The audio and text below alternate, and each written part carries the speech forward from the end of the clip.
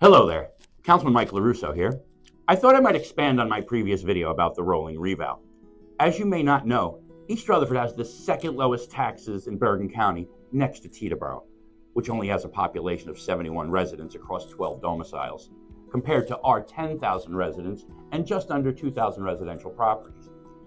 If you watch Councilman George Cronk's video about how to read your tax bills, you would know that as a council, we can only control 25% of your taxes. The average resident pays about $8,000 a year in property taxes. This means that for $166 a month, the average resident gets police, DPW, fire, recreation and community events, and top-notch facilities, amongst other things. I think that is something we should all be proud of. Most of us pay more than that a month for our cell phone bills.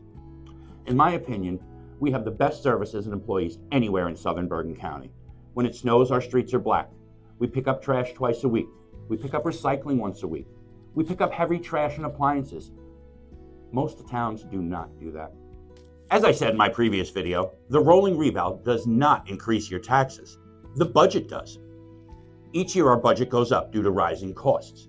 These costs include, but are not limited to, borough employee salaries, healthcare, which has increased exponentially each year since 2021, road programs, equipment costs, fuel, utilities, and liability insurance all contribute to this.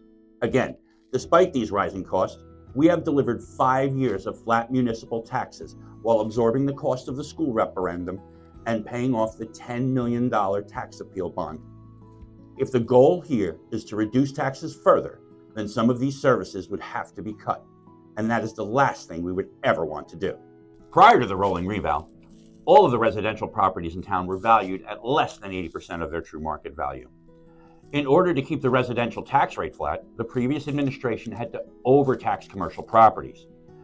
Overtaxing commercial properties led to tax appeals, which led to us having to pay almost $10 million in refunds. Since we didn't have that in our budget, we had to bond for it. Now, it's part of our annual budget. Since the residential properties were assessed for 80% of the market value, there was little to no residential tax appeals. And moving forward, we do not see many appeals because all the properties will be current. In the past 5 years, very few people's taxes have been increased. Here is the breakdown. What we have here is a summary of tax changes for 2025, both increases and decreases for residents provided by our tax assessor. There are 1,966 residential properties in town. Of those 1,966 properties, only 235 residents saw a tax increase of $100 or more. This may be to improvements made to the property or comparable home sales made in that neighborhood.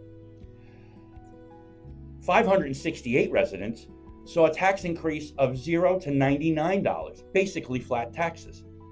The largest group of residents, or 1,163 properties, saw a $0 increase or an actual decrease in their municipal property taxes.